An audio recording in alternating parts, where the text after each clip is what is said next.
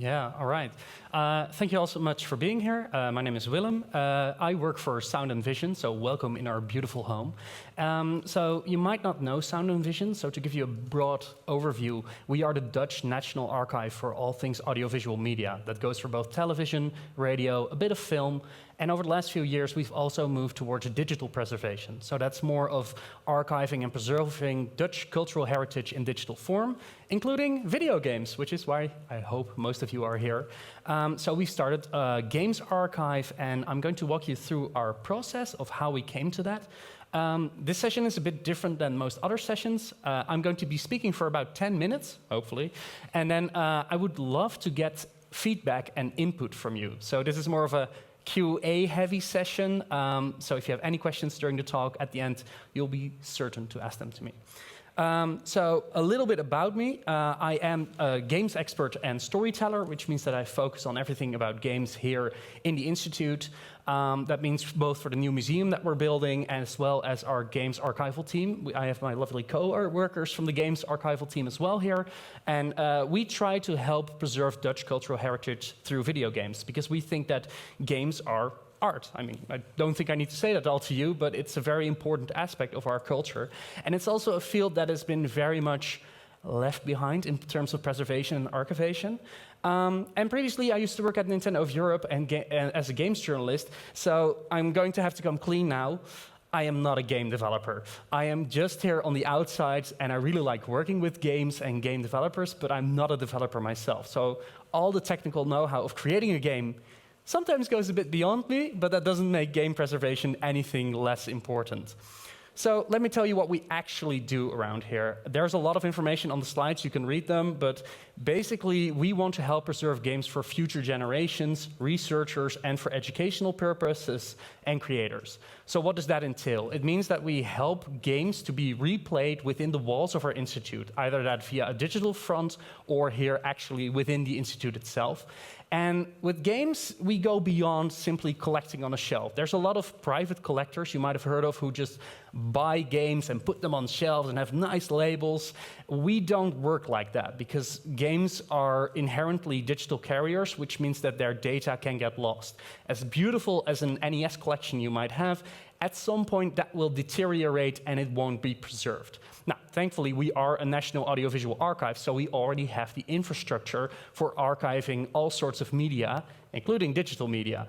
And our goal is not to do this just for 100 years, 200 years, no, eternity. And eternity goes way beyond what any of us probably can imagine, but our infrastructure is designed to withhold that information and to keep it safe for as long as possible. But as you've all played games before, you know this is probably not easy because games don't work like lots of other media. So let me give you a brief example. This is Vlodder. You might have seen this. This is a Dutch movie, cultural touchstone. It was released as a film originally in the 80s, I recall correctly, and it has been re-released dozens of times. You can play it on film, on VHS, on Laserdisc. Anyone loves Laserdisc here?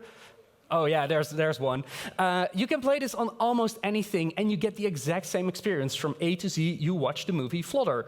That is very great, and that makes films so accessible for future generations as well. But when we look at our personal games archive, and this is just a sample of our physical collection, you might recognize some familiar Dutch games in here. The problem with our archive in particular is that we don't just have one format, right? If we just look at this picture in general, you can see Windows 95 or before that, MSX2, Commodore 64, PlayStation 2. I wasn't alive for half of these systems when they were released, but I still need to know how they work and how they operate, because most of the games you see here, you can't replay if you simply put them in your PC right now. There are workarounds around that, but most of these games have just been released once and never again, which means that they're easily lost to the annals of time.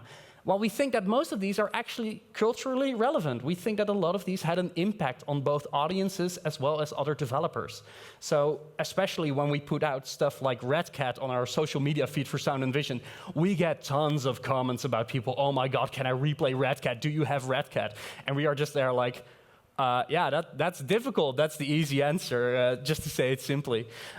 So games provide a unique challenge for us. And the additional problem with this is with film and television, you can kind of create an infrastructure where everything that's broadcast can immediately be archived, which is what we do. For games, that's really hard because it's such a wide and diverse selection, because we simply can't archive every game at the moment. But we really want to. We really want to help to preserve as many Dutch games as possible. But you need a framework. You need a tool that helps you to kind of lay out what is important and for what reasons it is important. So we made a list. We worked on the Dutch games canon, which is kind of designed to be most important games in Dutch cultural heritage. We created it in 2017. Now, as you heard before, we had to rework that a little bit. We got some feedback from the game developer community and other influential people, and they told us, hey, shift this around a bit, update it. So we updated it in 2018, and it goes beyond just entertainment games. So we also include serious games or advert games, more on the broad scale of what play constitutes within our institute. You can actually access this online. It's an interactive timeline. You can go to Dutch Games Canon.nl, I think I say that right, Nederlandse Gameskanon.nl. And you can actually scroll through what we consider to be the most important games that we've created. And you can get little video samples. You can even leave comments on things you've played. And for us, this is not just a sort of glorified awards list. It's for us a tool. We see this as a simple way to really easily understand where are the important developers, what have they accomplished, and what happened to them. For us, it's a way to approach them to work with us on game archival, because we can't do game archival by ourselves. Either we don't have access to the games themselves, or there's contextual material, think of game design documents or other materials. So we really want to work with these developers. But in order to work with them, you got to find them. So these provide kind of entry points to say, hey, you created this awesome game. Let's say, for example, Red Cat. You created Red Cat, and we really want to work on archiving Red Cat. And while we're in that process and talking about it, the other games that Davilex made are also very cool and important. So if we're already in this process, let us help you to preserve all your work for future generations. And I think it's important to announce here that we're slowly reaching a point where we have people finally retiring from the video games industry as people who have worked in the video games industry. So people are looking back on their work and like, whoa, I did a lot of things. They don't exist anymore. Help. Why wasn't I here? So we really want to go in beyond, and especially for younger developers out there, want to step in at an earlier point in their career to say, hey, preserve your builds, save them. If you don't want to do it for us, that's fine, but we really want to save your work because it can show a trajectory over time. So we need input. We need feedback from the game developer community to how we can approach this topic best, because it's such a rich field to be preserving in. So why would you even consider collaborating for this? You think, oh, I have a hard disk at home. It's all safe there. I don't need to work with you guys. You probably will sell it off somewhere. We don't. I think that's the most important thing and takeaway from our work. We do not own any exploitation rights, redistribution, or recreating of your work. It is simply, in archival terms, it's a lot of legal jargon, basically, because you can't just give us a thing. We really want to get the paperwork in order as well. But that does ensure us to make sure that your final version of the game is preserved within our institute with all the contextual materials that surround it. I mentioned it before, you think of game design documents, you think of marketing materials, all the things that work around a game. From our end, it's also interesting because we would like to include a separate part for games journalism as well. How was written about this game at this current point in time? Because some of you might know games that were review bombed or crushed at release and then slowly regained themselves over time. And if you can preserve that in context, you gain so much understanding of what constitutes games and the games industry right now. So what do? Well, we reach out to developers. We present them with what we call 3 options. We have the passive collaboration, which is basically, hey, we like your game. Could you give us a carrier of your game and we will make sure it's preserved? It's basically, here's the thing, do what you want with it, nothing else. We like to go to a more partial collaboration, which means that it's not just the game, but also context material. For example, an interview with the creator or the team behind it, or also other stuff that just went into the production process. And then finally, there's the full active collaboration, which is, in professional archival terms, a dream come true. We would really like to contextualize early builds as well, because, well, if you can get the early builds of the game, you can see the changes that a creator has made and for what reason, or even give those context. And it would allow us to present a more fuller picture of games. So what do we actually do with them? We make them playable within our institute, but they also become a sort of cultural heritage, which means that we can loan them to other cultural institutions. For example, last year we collaborated with the Game On Expo in Groningen, and they wanted a Dutch touch to their exposition, so we loaned them a version of Jazz Jackrabbit and A2 Racer because we have the full preserved game. Those are systems you might not even consider as a developer or publisher, but those really help with just making game history more well understood and also showing how freaking important games are to our culture. So that is our general approach and outline. Like I said, it's mostly a free-form Q&A session from this point. What do you think about it when you hear this? Are there hesitations as a developer or as a publisher? Are there any thoughts you might have that pop into your mind? We have an awesome throwable microphone for this. So if you have a question, please raise your hand and I'll toss this your way. Okay, no, yeah, no. I'll just do it like this. All right. Hi. Can you also deal with kind of like non-traditional documentation, so like Notion systems, that kind of like, like web-based documentation? Yeah, we as part of our archival efforts, I think we've also archived web pages. We also archive other forms of digital documentation. So we're pretty free-form in that. If it's PDF or if it's just notes written in your notes app or a sketchbook, we want to work with that as well. And we have a form of, I think if I say this correctly, I'm looking at my coworker, digitalizing these so they can be preserved alongside the game. I should add to that, it's good that you mentioned it, if you don't want that to be shown to others but still want it preserved, there are trajectories for that as well. So you don't have to think like, oh, now my source code will be accessible to everyone. No, if you don't want that, we love to make just an arranged, legal jargon exception on that. But we would really like to preserve it because it does help with the understanding of games. So, yeah, thank you. Anyone else? Oh. We'll work our way up. Hi, so Hi. let's say if I haven't made a game yet, but I am going to make a game, and I would like to say, okay, I'm in these steps of this process, and I would like to make sure my game gets preserved once it's done. Which steps would I take? Like, would I contact you guys, or what happens? So you mentioned 2 ways of doing that. Contacting us is a very easy way to do it, of course, because we can advise you or think about what would be a good approach. I've talked to a developer who I've kind of interested in this whole approach, and he's still working on his first game, and he's been just archiving his builds on itch.io. So they're all actively accessible at any time, and he's just giving us like free reign if we want to grab those. So that's great.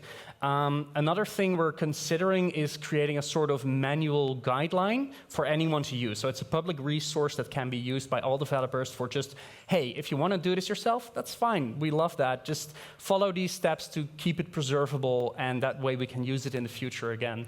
But yeah, that doesn't apply to every studio because, like, for example, if you want to go really far, if you want to preserve your game, you kind of have to wear a laptop, for example, take out the battery, take out the Wi-Fi card, and put it on a shelf and start your project on the new laptop. That's not accessible for most people, right? So there's a couple of gradients you can work in, so to speak. Yeah, So, sorry. Who do you want to? Who would access this canon? Would you be someone who would be looking for a certain? Like, I would see the value of this as. I remember playing a game 20 years ago. I remember it was something like, I want to know what it is. Would I be able to access your canon then? Or is it totally useless? So the canon is publicly available right now. You can access that at any time, but that's just that list I mentioned, our tool. What we do have is what we call our public portal, which basically doesn't give you access to the materials we have in the archive, but it does allow you to browse what we call the metadata. And that's just all the tags you use to find stuff in an archive. If you find something there that you would like to access, you can put in a request and we can give you access to said materials. So depending on what type of collaboration you want, we would have that for researchers, students, or even other game developers. It kind of depends on what angle they're going from, and I think you might have to correct me on this, but it does depend on what the developer in question wants for a collaboration. Do I say that correctly? I think so, I do. Yeah, so, you know, it is accessible, but it's not like, here it's on the web, go download, have fun. It's still in a restricted area because, again, we don't own it. We're the treasure keepers. We keep it safe. We don't open the treasure box for others. Okay, thank you. It's time for one more question. That's fine. I have a question about games canon. Okay. Yeah, go ahead. Is Rocket Riot still on that list? Sorry, once again. Is Rocket Riot still on that list, the games canon? On the top of my head, look, I think it is. It's still, Okay. Yeah. So I work for the company who made that game. Right. Would you like it if I talk to my bosses about... Yes, and we'll meet after this. I would be very happy to. Okay, then... So that's great. Yeah, again, that's interesting because I tend to talk to other people who have worked at previous company and are like, oh, I would like that too. Like, those connections are invaluable for us, reaching out to people and finding that way. Previously, we tried it using emails, and emails don't get answered. So these types of interactions are really what we're looking for. So if you think like, oh, hey, this game, or I used to work here, or it's not accessible anymore, my team, please raise your hand. We're here. We do this thing. So yeah, thank you. Okay, Thank you so much. Okay, we have one more question, and Matthijs was actually first. Oh, sorry. Sure. Yeah. How do you keep them playable? I mean, the platforms are changing, and maybe do you emulate them, and how do you go about keeping online-only games playable? So online-only games is really the hardest at the moment. That's just, you know, the server side of things is really difficult. Most of our approach currently goes through emulation as a sort of safeguard. Emulation, we think, is a tool, so we think it should be used to show games in their right context. With new forms of emulation, for example, the Steam Deck allows a lot of emulation and also encompasses touchscreen as well as those tracker pads. So you can approach the actual function for which a game was designed much better than just sitting behind a desktop. So we're looking in ways to find emulation solutions that work best for the game and how they were designed. Final question. Yeah, not so much a question as more as an addition to what Willem said. I'm a colleague of Willem, so I also work on game preservation. So on both questions, I have a short addition. In cases where we don't have a solution for emulation yet, we also try to document as much as possible. So we also make gameplay videos and stuff like that. So even if we don't have them playable yet, or at this point in time, then at least we document so we can show something of the game. And in addition to your question, it's not just the games that are on the list of the games canon that we are interested in. So we are interested in basically all games that are Dutch. So if you have your own games and you're not on the games canon yet, maybe in the future, then you can also reach out, and we're happy to talk about preserving those games. Thank you for Awesome. clarifying that. Yeah. Okay, thank you so much for your talk. And